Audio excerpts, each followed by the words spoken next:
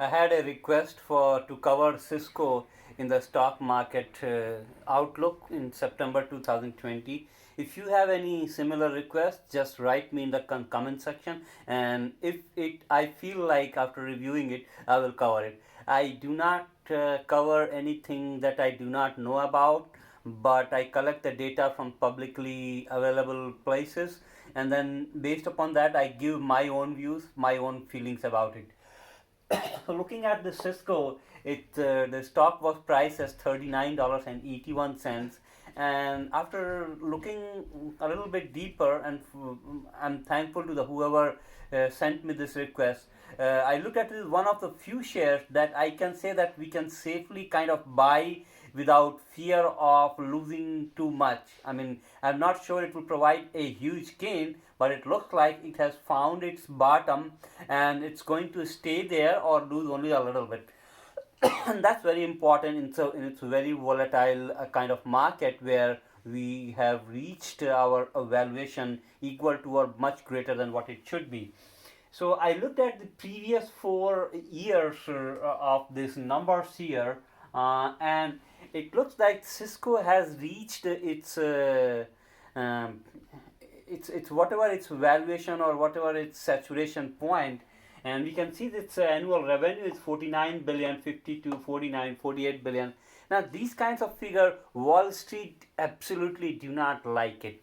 I mean, a stable business as a person who prefers stability, I'm okay with that. But Wall Street likes a number. It should be if instead of these, if the numbers were like 47, 48, 49, 52, then that would have been probably a little better.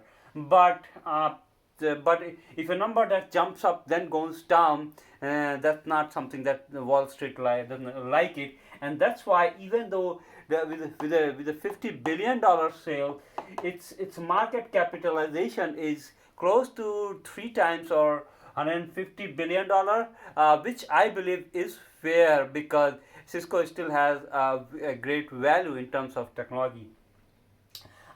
Maybe only slightly higher up, because it does not have a very huge future potential. That's why the share prices, I personally feel, is expected to stay stagnant or only increase a little bit, and that will depend upon how Cisco positions it in the near future. It does provide a decent value of dividend. So if you are looking for a replacement for your CD, or instead of putting the bank into the Cisco, that could be a good opportunity to get a 4% return. It is profitable and has a good price to earning ratio of 13. That's another good thing about it. Looking into the history, the graph will somehow look like that.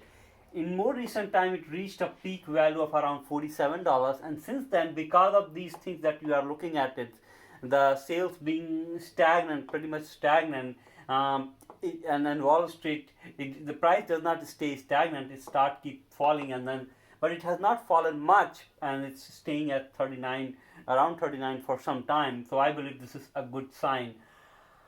Even in the recent quarter numbers, if you look at 12, 11.98, 13.1, 13.1, so kind of decreasing and a little bit increase. So that's again something that Wall Street does not like it. Going back in 2000, actually the exact date is March 25th, 2000, Cisco has the record of shortly peaking its market valuation at $579 billion, making it the highest valued stock, highest valued company at that point of time.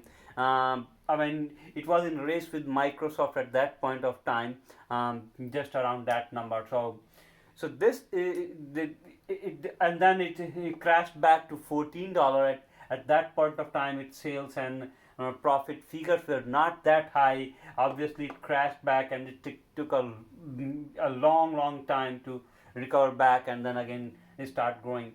So some of the things that you need to keep in mind, and if you look at the products of Cisco, they are basically the commodity kind of items like routers that are used by companies, big companies with networking infrastructure, or or kind of cloud companies that have to manage a lot of servers. They need to be connected by gigabit Ethernet or maybe 10 gigabit Ethernet, and then the fiber optics networking, all those kind of networking thing. But they also have security products, secured internet working.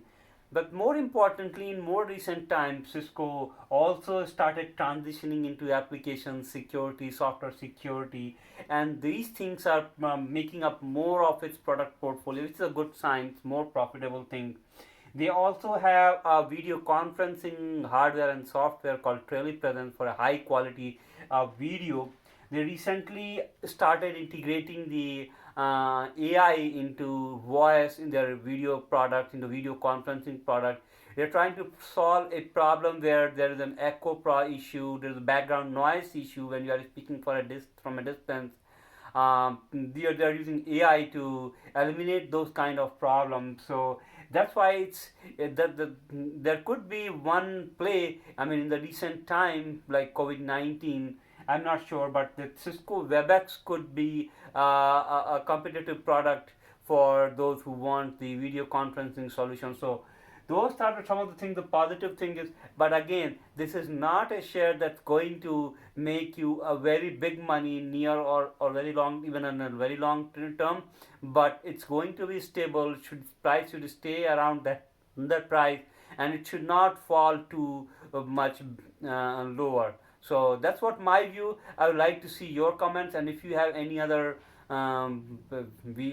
stock that you want me to cover, just let me know in the comment section. Thanks.